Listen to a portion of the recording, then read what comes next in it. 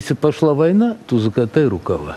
Последствия для нас будут самые катастрофические. Можно гордо кричать «Слава Украине!». Героям слава! Сразу подписывайтесь на мой YouTube канал. Мы называем здесь вещи своими именами. У меня прекрасное расположение духа. И связано это с тем, что вот эти военные механизмы начинают вращаться все быстрее и быстрее в части отправки в Украину вооруженных сил. Об этом мы говорим в этом видео, но во второй части. А еще болото тянутся к ядерной бомбе, и тянутся они к ядерной бомбе исключительно после того, как подвели итоги прошедших американо-российских переговоров. Я прекрасно понимаю, что Стива Виткофа снова отправили, десантировали в Москву, встретиться где-то там в каком-то из бункеров с Владимиром Путиным.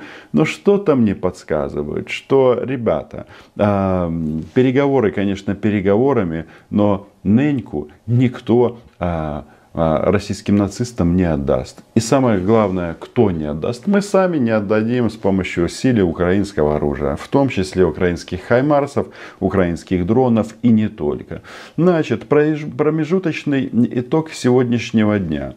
Вот публикация в британской прессе о том, что Лондон рассматривает возможность отправки войск в Украину на целых 5 лет, знаете, о чем говорит?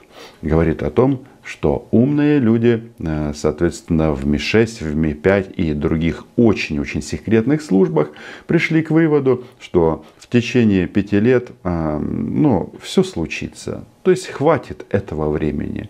То есть в течение 5 лет Путин сдохнет. Посмотрим, как оно будет. Мы рассчитываем в первую очередь на силу украинского оружия, а на смерть Владимира Маньяка это бонус. И несколько важнейших слов о том, как же проходят переговоры между Соединенными Штатами и Российской Федерацией. В Стамбуле была встреча. Да? Так интересно, что посол России в Вашингтоне встречался с американцами в Стамбуле. Вам не кажется странно это вообще модель? Потому что с американской стороны была помощница госсекретаря, с российской, соответственно, посол в Вашингтоне. И сугубо теоретически они могли встретиться в Вашингтоне, но все почему-то поехали в Стамбул. Кто-то туда из жирных подсанкционных российских очевидно тоже приезжал. Ну а пока промежуточный итог, подчеркиваю, вот вам от товарища Коня, он же Риббентроп. Такое предложение мы сделали еще на упомянутой встрече в Эр-Рияде больше месяца назад. Американцы его восприняли, пока никакого ответного шага мы не видели. Но закончилась встреча в Стамбуле, как вы сказали, где наши эксперты напомнили об этом предложении. Россия напомнила о своем предложении, которое американская сторона проигнорировала. Почему они проигнорировали это? Потому что они требуют от Путина остановки боевых действий. Российские делают вид, что они еще могут наступать, но с этим тоже большие-большие проблемы. И об этом, внимание, начинают говорить непосредственно в российском телевидении. Значит, предложение России. Но пока стало известно, что Пит Хексет, это новый министр обороны, долго думал и решил принять участие в встрече коалиции «Рамштайн». Это та организация, которая координирует поставку Украине оружия, в том числе хаймарсов. И кто-то говорит, что вот Штаты сливаются. Но по моей информации, ракеты к этим прекрасным американским установкам, хаймарсам, просто продолжают поставляться в украинскую армию. Я не говорю, что они от Америки. Я не знаю от этого. Просто добрые люди, которые сочувствуют Украине, просто поставляют их, причем в каких-то там новых заморских космических модификациях, которые летят дальше и производят бавовну шире и веселее.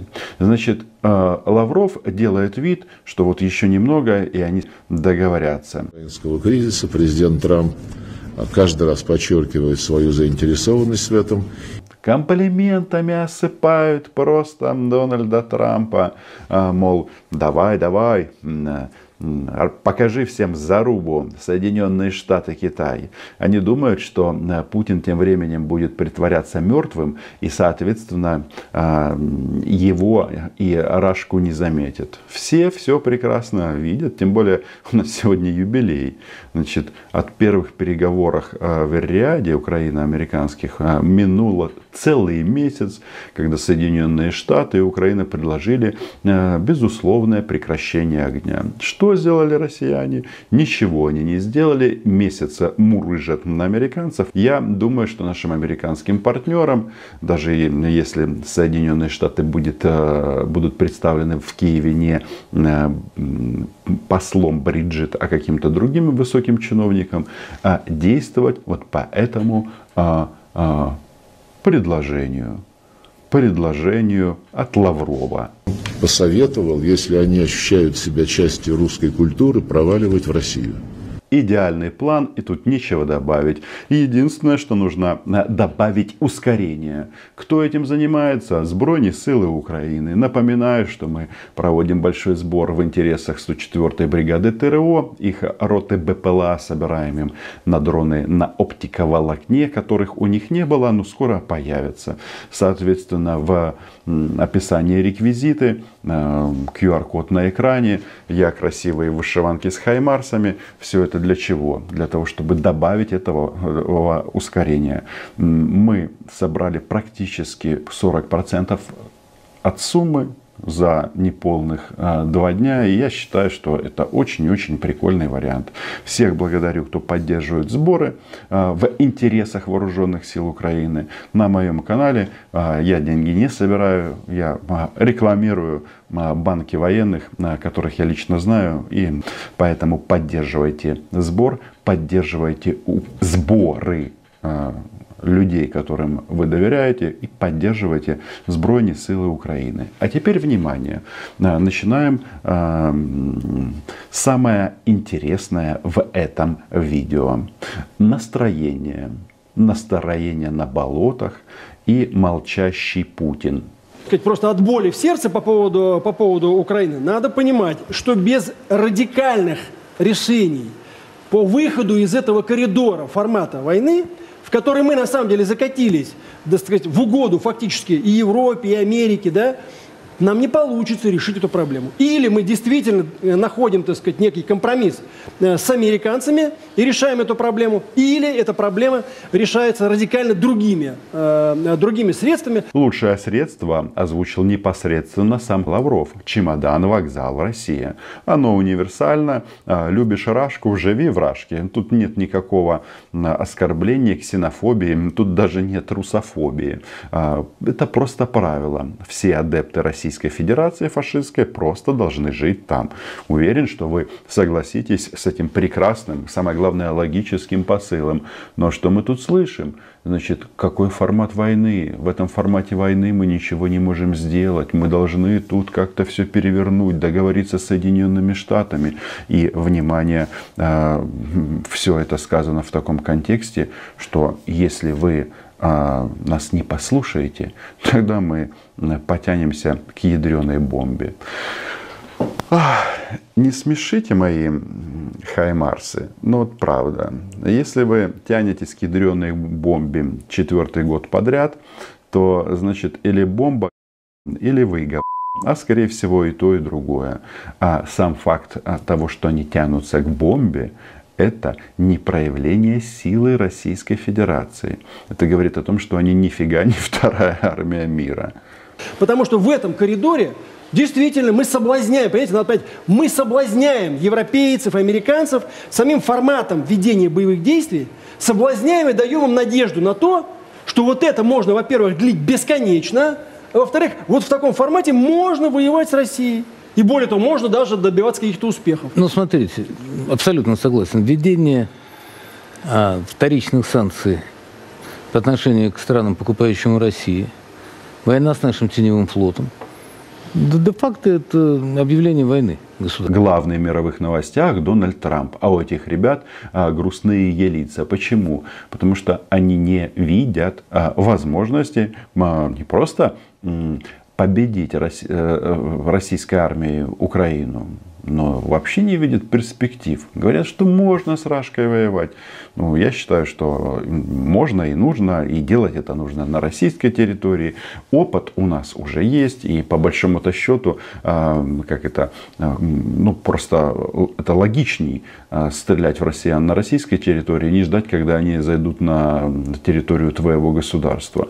Но вот такие вот настроения. Давайте, очередной раз расскажите нам, что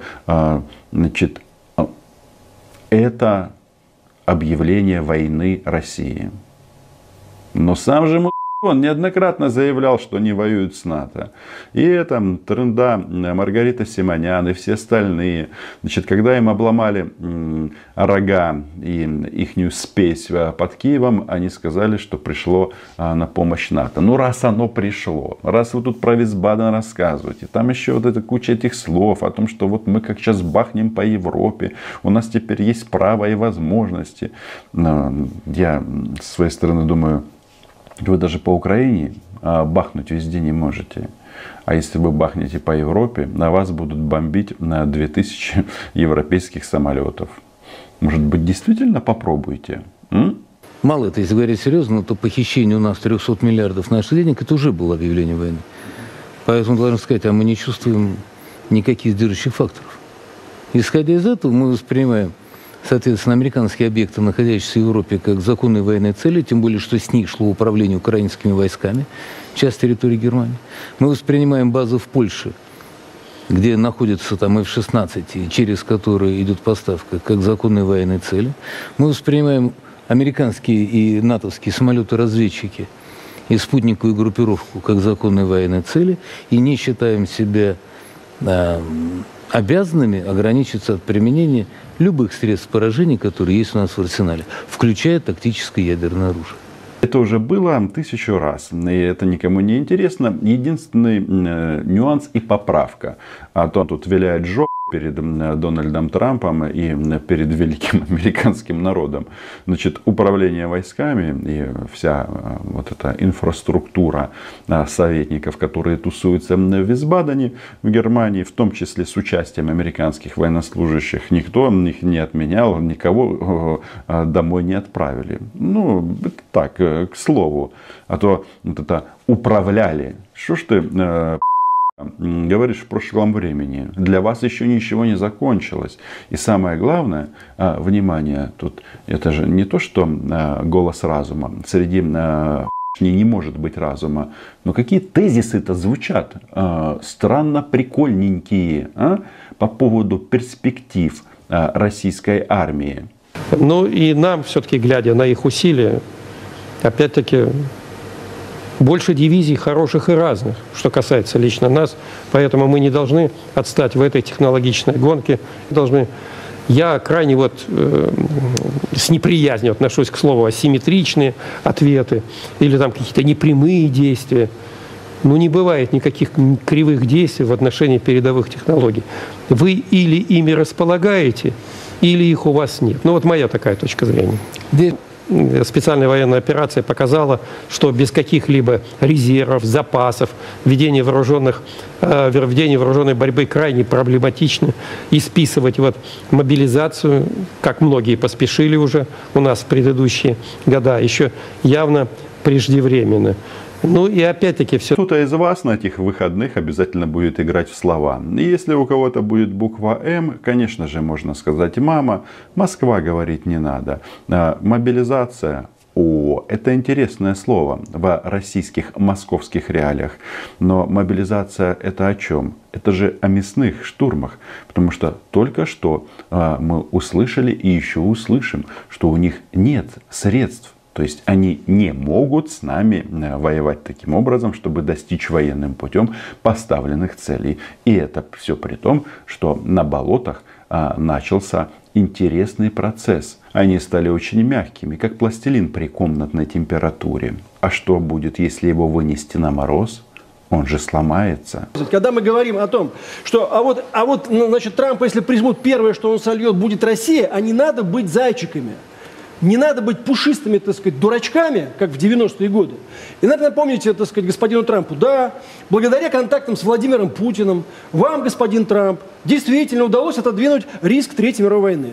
Но этот риск может придвинуться обратно. Он может придвинуться обратно. Это вовсе не является необратимым.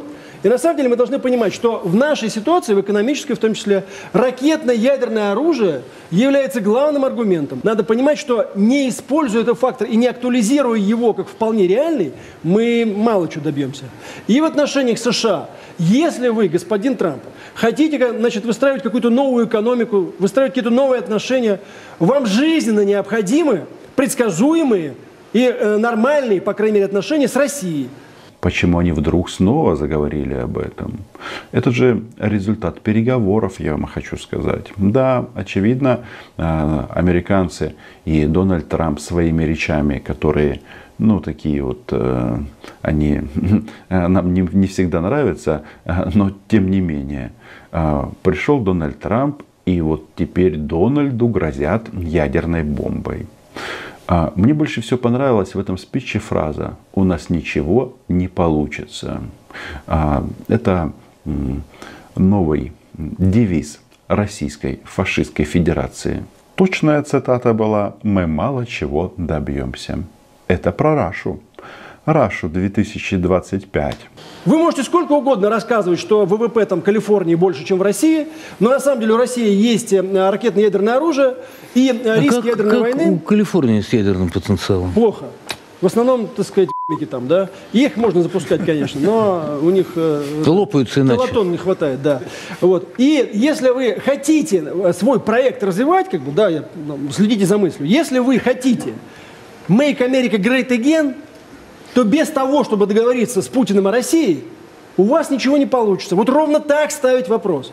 Вот ровно так. Не Украина, не все остальное, а вот ровно так. Также ставить вопрос в отношениях с Европой. Одесса, все остальное, это, кстати, влажные мечты. Если мы не будем жестко ставить этот вопрос, к сожалению, мы пока его не ставим. Влажные мечты у французов и у поляков, да, и у британцев. У по британцев, французов, так сказать, и поляков, да, не будет, к сожалению, толку. Уверен, что вы тоже слышите эти смыслы этих товарищей с грустными лицами.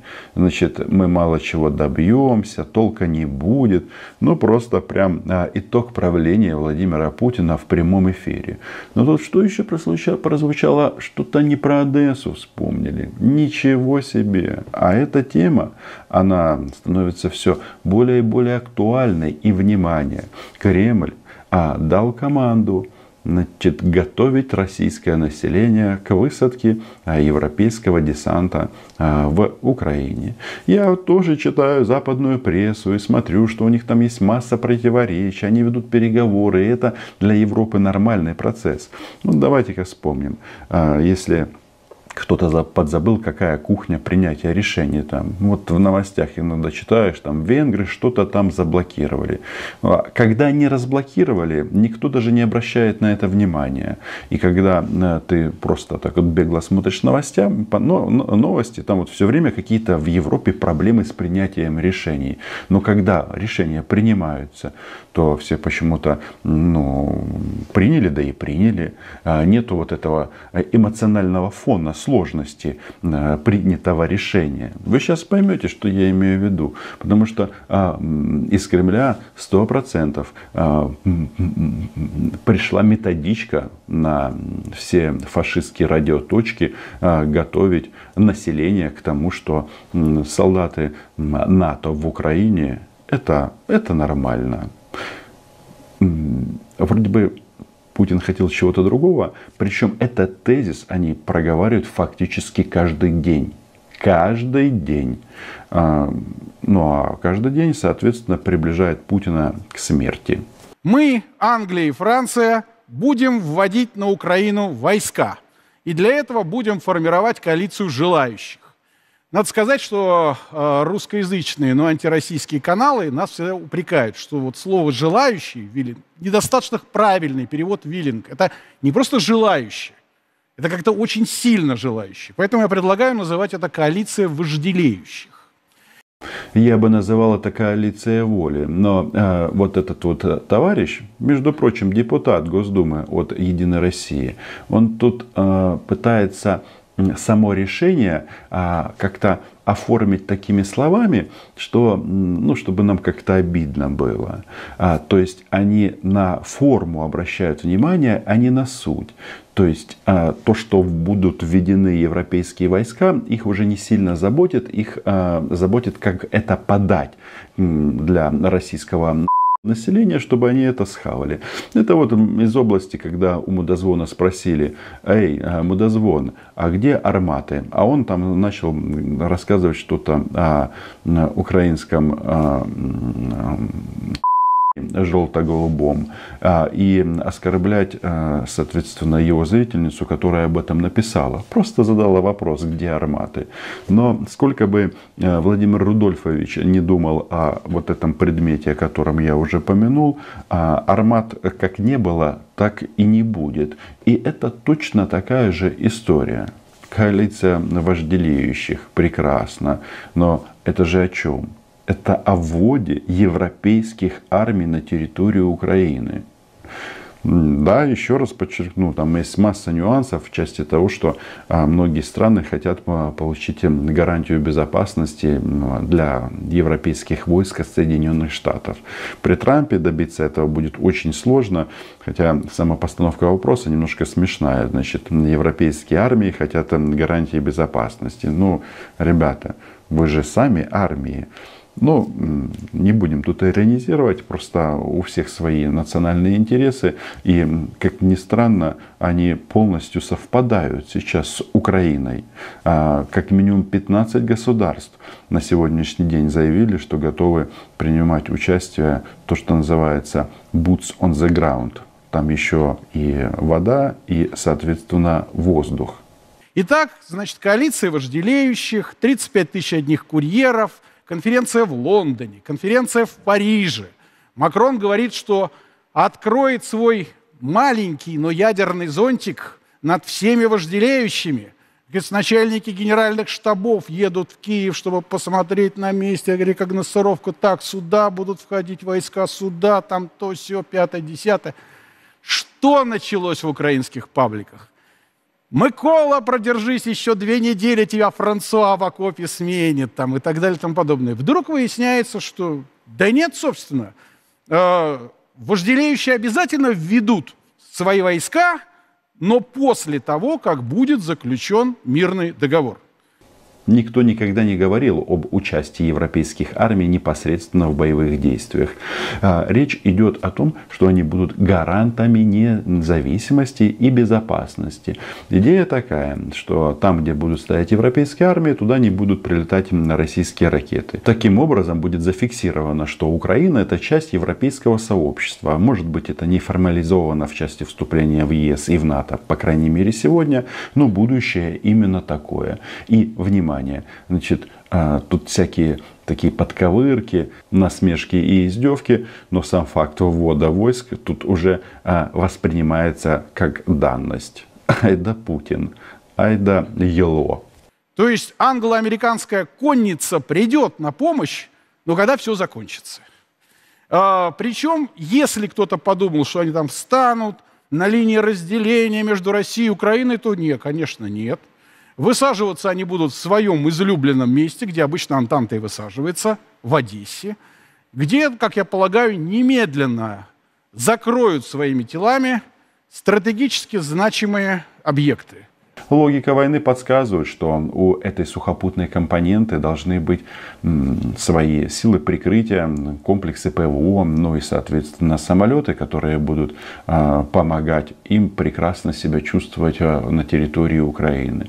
Но вот морда эта из «Единой России» хочет нас как-то обидеть, но по большому-то счету это называется «Прощание с Одессой» в прямом эфире Раша ТВ. Именно так, прощание, потому что то, что мы сейчас услышим, они планировали в своих влажных мечтах. Но в конечном счете им предложили просто полизать звезду на одной из башен. Как там висеть и лизать одновременно, я не знаю, но слово «лизать», оно все-таки тут ключевое. Рестораны, бордели и горные дома набьются туда так, чтобы пуля пролететь не могла. И будут защищать это от России таким образом. Значит, когда до украинцев это начало доходить, я за этим наблюдал внимательно, они начали очень грустно размышлять, что типа, слушайте, складывается впечатление, что нас действительно все держат за... Сначала, значит, американцы через Бориса Джонсона говорят: воюйте, ребята, мы вас завалим оружием, каким надо, совершенно за бесплатно. Теперь... Чемодан, вокзал, фашистская Россия. Поставки в Украину оружия американского и европейского продолжаются. По многим позициям идет ускорение поставок. Там есть нюансы. Еще раз, некоторые вещи мы тут озвучивать не будем. Еще раз, все не безоблачно, но тренд такой, как нужен нам. А вот эти вот словечки, значит, Украину обманывают, там, полезные ископаемые, еще что-то. Как бы там ни было, вот это вот важный посыл всем российским, как у нас будет складываться с европейскими государствами, будет непросто, и с Соединенными Штатами будет непросто. Но в этой схеме есть одно прекрасное преимущество. Там не будет фашистской России. Убежден, что это преимущество оценят все. Поэтому поддерживайте сбор на банку 104-й бригады. Купим им дронов, а они убьют российских захватчиков. В описании реквизиты, на экранах соответствующий QR-код. А мы исходим из одного простого правила. Украина была, есть и будет. И да, для россиян тут действует правило: уйди или умри. Если честно, вот проанализировав все расклады на поле боя, мне иногда кажется, что мы нащупаем вот этот вот момент, чтобы заморозка войны произошла на линии не фронта, а на линии государственных границ. Еще раз, вот прямо здесь и сейчас это кажется нереалистичным, но я считаю, что отказываться от максимальных целей не стоит. Тем более, какие же они максимальные. Максимально это Москва сгорела. А мы-то просто хотим вернуть то, что принадлежит Украине. А с чем мы придем к избирателям украинским? Рано или поздно, даже если поменять что-то, да, все равно на выборы придут люди. Как нам объяснить вот все то, что происходило? Избавимся от этой иллюзии. Невозможно появление пророссийских политиков сейчас на Украине. Не существует даже и запроса на сегодняшний день на пророссийских политиков. В связи с тем, что в последнее время начались переговоры о возможном перемирии и прекращении огня, в России активизировался сбежавший из Украины бывший премьер-министр Николай Азаров, который, видимо, надеется в случае остановки войны вернуться в украинскую политику. Азаров вместе с другими политическими банкротами создал в Москве так называемый Клуб народного единства и пригласил в него самых отмороженных российских шовинистов. На первом же заседании этого клуба российские друзья Азарова рассказали, как в их понимании выглядит это самое народное единство. По их словам, всех украинцев, которые не захотят отказаться от своей национальной идентичности и стать россиянами, необходимо будет истребить, изгнать, искоренить, санировать вместе с семьями, депортировать, а украинский язык и культуру полностью уничтожить. Денацификация. Мы не можем приходить к людям и говорить им, что мы за вас, вы остаетесь украинцами. Мы должны рерусифицировать эту территорию. Это должна быть наша цель. Может быть, мы сразу это не сделаем. Но денацификация – это рерусификация. Этого человека зовут Алексей Селиванов. Он еще в 2014 году поддержал боевиков ЛНР и в Луганске работал пропагандистом на местном телевидении. И вот этот товарищ Азарова, прямо в присутствии Азарова, глядя на него, совершенно открыто, ничего не стесняясь, говорит о том, что настоящая цель России это никакая не денацификация, потому что, конечно, они сами понимают, что никакого нацизма в Украине на самом деле нет, а истинно реальная цель России это уничтожение украинской идентичности. То есть соратник Азарова фактически там прямо открытым текстом говорит, что там, куда дойдет российская армия, она будет уничтожать само понятие украинской нации. То есть речь откровенно идет о геноциде. Украинцы – это отдельно сложившаяся нация. Тут наш историк говорил о том, что единая нация – это конструкт 19 века. Отлично! Откатываемся в 19 век. Снимаем вот эту вот искусственную идею украинской нации и говорим, что мы все русские. Он просто предложил откатиться в 19 век для того, чтобы отменить украинский народ. Да ты знаешь, если честно, по-моему, вы и так уже давно туда откатились. Да, сейчас на Украине, на той территории, которую контролирует киевский режим, нам не дадут это сделать, ни при каких подписанных договорах. Но нам Бог дает шанс. Шанс кровавый, шанс тяжелый. Называется он специальная военная операция. Туда, куда приходят русские войска, украинство прекращает там существовать. Там, куда приходят русские войска, украинство перестает существовать, говорит Селиванов. Достаточно заменить украинство на еврейство, и можно легко представить, как эту речь говорит, например, командир какой-нибудь айнзац-группы или, скажем, условный Оскар Дирливангер. И если это, то, что вы сейчас слышите, не нацизм, то а что тогда нацизм? Если там есть украинская нация, то она есть только в лице ждунов и диверсантов, которые взрывают наших полицейских. Больше там украинской нации нет. И так будет и в других освобожденных регионах. Те, кто не хочет прекращать существование украинской нации, они погибнут или уедут. Те, кто не хочет перестать быть украинцем и не согласен с уничтожением украинской нации, погибнут или уедут, говорит Селиванов. И это тоже фактически открытое признание в геноциде. Честно вам скажу, я не ожидал вообще, что такое возможно. Да, я не думал, что в 21 веке я вообще могу такое увидеть в жизни, что это может происходить всерьез. Я такое видел только в кино. И я считал, что невозможно, это такого просто не может быть. Но тем не менее мы видим, что практически реинкарнация Третьего рейха происходит буквально у нас на глазах. Оказалось, что можно вот так вот многомиллионный народ объявить, подлежащим уничтожению и открыто призывать к тому, чтобы многомиллионный народ просто истребить. И можно это делать в 21 веке в Европе. Причем в самой России вообще-то есть уголовная ответственность за такие призывы к уничтожению какого-то народа, да, отдельно взятого. Но, как вы понимаете, если они скажут что-то подобное в отношении, например, чеченского народа или татарского или какого-то другого, то тогда их в России посадят. А вот в отношении украинцев можно. Потому что официально в России на официальном уровне разрешено говорить все то, что говорит этот человек. А те, кто останутся, это тот пластический материал, тот генетический наш материал, с которым мы будем работать. История показывает, что украинство обратимо. Я лично людей деукраинизировал.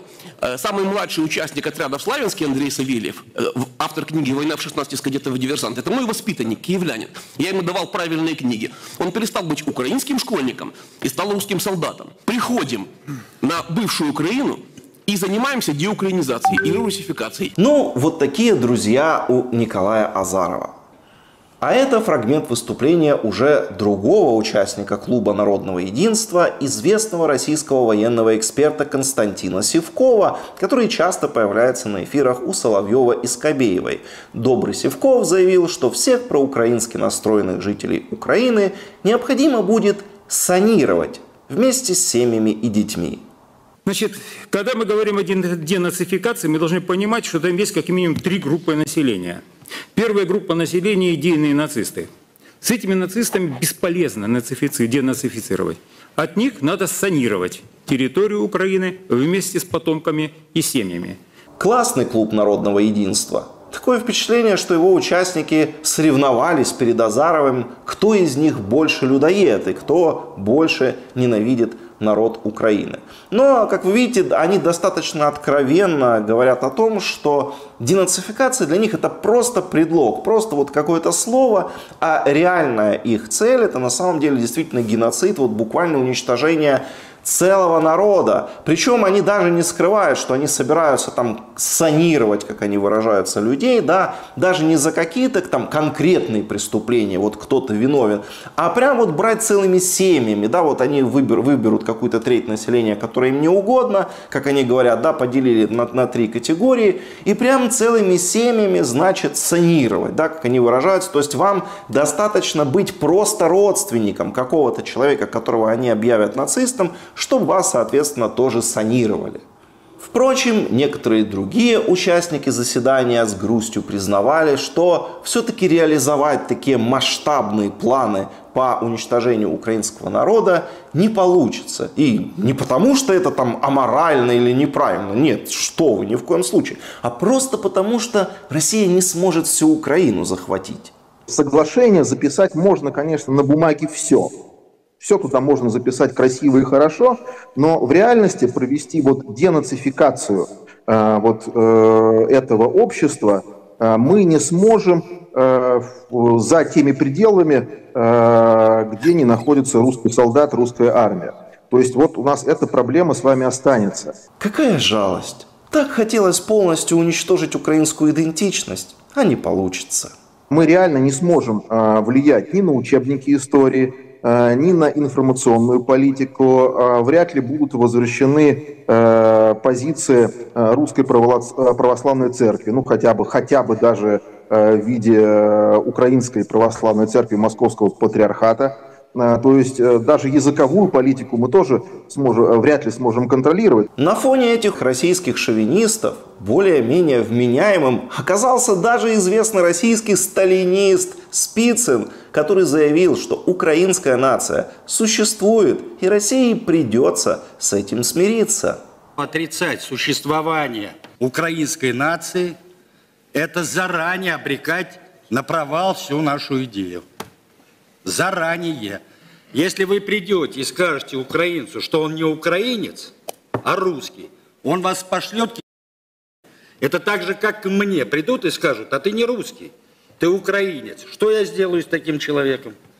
Значит, если вы начинаете постить старые имперские вещи о том, что украинцев никаких нету, что это одна часть русского народа, вы окунаетесь в 19 век. Вот в 19 веке это можно было сказать, а в 21 уже нет. Спасибо. Вот это надо четко себе понять. То есть, если мы хотим изначально создать вот этот мост, мы должны признать неизбежно реальность того, что украинцы – это самостоятельная нация. Как она складывалась, хорошо это или плохо, это отдельный вопрос чисто научных споров. Ну а дальше мы подходим к кульминационному моменту, выступлению хозяина этой вечеринки Николая Азарова, который тоже с грустью признал, что украинцы все-таки существуют, хотят жить в своем независимом государстве и ничего с этим поделать невозможно. Мы должны понимать реальность. Да, Украина не состоявшееся государство. Это надо тоже признать. Но вместе с тем огромный пласт людей стоит на идее или на позиции независимого государства.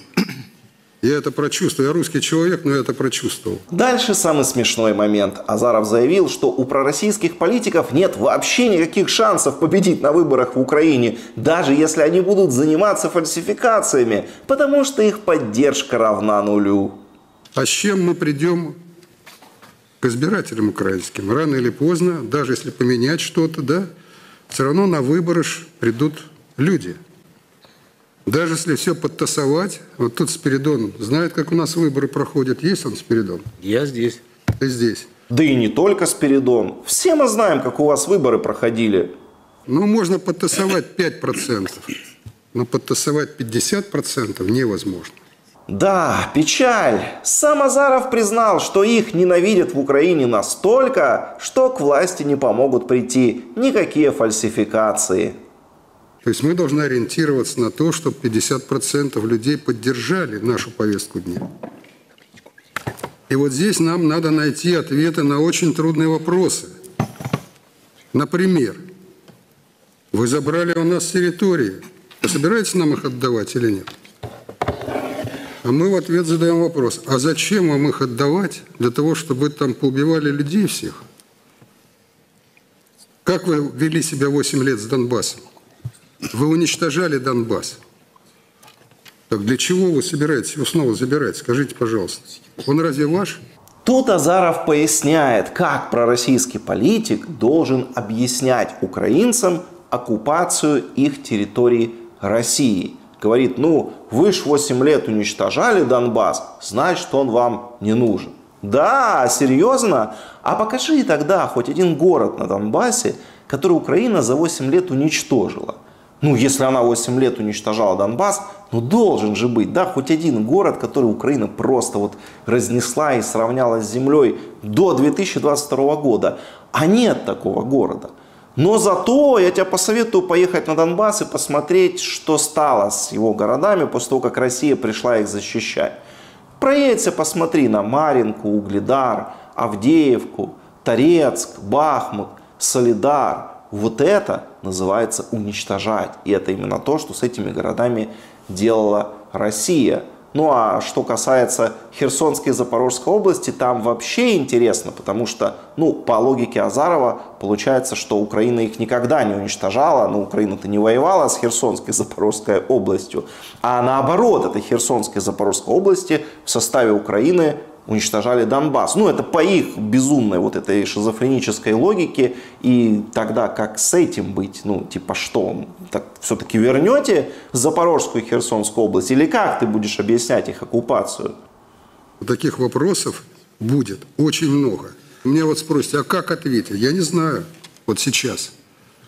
Я очень много общался с украинскими избирателями. Мы провели там не знаю сколько выборов. Там 5 или 6 или 7. И я побывал на тысячах всяких собраний, выступал и так далее, и так далее. Много общался, но я сейчас пока не знаю ответа на эти вопросы. И сам Азаров признает, что ему, в общем-то, нечего ответить украинцам. И он сам не знает, как оправдать все эти зверства, которые здесь творит Россия. И не мудрено, что у него нет ответа, потому что на самом деле оправдания всему тому, что творит здесь Россия, тупо нет. Как нам объяснить вот все то, что происходило, простым, понятным языком, чтобы люди это поняли и проголосовали за ту политическую силу, которая поведет страну, Украину,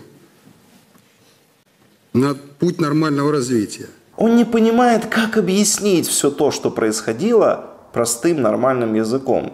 Так что, вон, твои друзья уже, по-моему, все достаточно подробно объяснили. Россия напала на Украину, чтобы уничтожить, истребить украинский народ, искоренить украинский язык, всех санировать. По-моему, все честно, откровенно уже объяснили. Только один Азаров после всего этого продолжает ломать голову и всерьез думает, как бы сделать так, чтобы за него после всего этого проголосовали. Понимаете, очень много вопросов таких, на которых мы должны найти ответы. И я их не вижу. Вот я смотрю телевизор, там российские каналы, украинские каналы. И я не нахожу ответа на эти вопросы. Сначала ты предал свою страну и буквально поддержал палачей, своих же избирателей, которые за тебя голосовали, а теперь не знаешь, как им все это объяснить. Ну да, знаете, как бы, честно говоря, тяжело объяснить такое, как-то оправдать. Я вот все время на это все смотрю и думаю, эти люди, вот они совсем шизофреники, да, они совсем ненормальные. В каком мире они живут? Вот они вообще ничего, что ли, не понимают. Но дальше там было еще одно смешное, значит, забавное выступление еще одного беглого коллаборанта, который сбежал в Россию. Это бывший политтехнолог Новинского Михаил Павлев, который огорошил всех собравшихся заявлением, что никаким пророссийским политикам в Украине больше ничего не светит. Нужно забыть вообще об участии в каких-то выборах, потому что никто из них никогда не сможет победить, и никакой Николай Азаров в Украину уже больше никогда не вернется. Давайте избавимся от иллюзий. Ну, как бы, пусть меня не ругают организации за это. Не будет никакого совместного внешнего управления с нашим участием Украины. Давайте избавимся от этой иллюзии. Не будет прямого доступа российских медиа украинское медиапространство. Избавимся от этой иллюзии. Невозможно появление пророссийских политиков сейчас на Украине. Ни один из действующих бывших украинских политиков, находящихся здесь сейчас, не сможет вернуться. Тоже не надо испытывать иллюзий. И давайте так. По закрытым исследованиям, проводимым той же Банковой, не существует даже и запроса на сегодняшний день на пророссийских политиков. Ой, как же так? Наверное, что-то случилось. Вы собираетесь, друзья, вот смотрите, я абсолютно разделяю душой и сердцем тезис и нарратив о том, что мы единый народ, что все это Русь святая, это все правда. Но для нас, политтехнологов, важно всегда быть на земле. Есть реальная политика. Если вы с этим нарративом сейчас придете на Украину, ну, вы будете там точно так же безуспешны, как и вся мягкая сила России последние 20 лет. Там. Вот ровно так же безуспешны. Вы с чем собираетесь идти, это тоже Азаров правильно сказал, к людям, находящимся в посттравме, ресентименте, национальном оскорблении, фрустрации. Вы им сейчас будете рассказывать, что мы с вами, друзья, собираетесь их задушить в объятиях? Это нереально. Поэтому, конечно же, в лоб работать невозможно, это нечего обсуждать даже.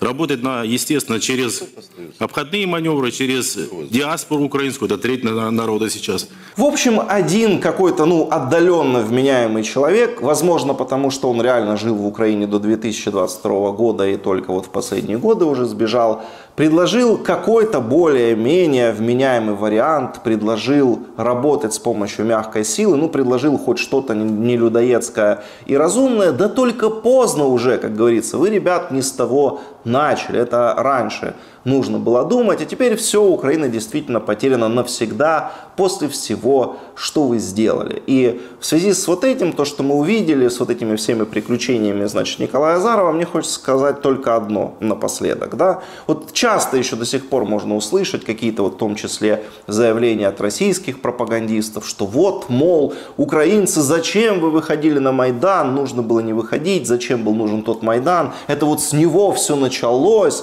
если бы не Майдан, не было бы войны, надо было, мирно дать Януковичу переизбраться и так далее. А я вот просто хочу спросить, а вот вы посмотрите на вот это, да, посмотрите на Азарова, на вот этого Селиванова, которого он приглашает, да, и задайте просто сами себе вопрос, а у украинцев был выбор какой-то другой, да, чем, кроме как защищать свою страну от этих людей?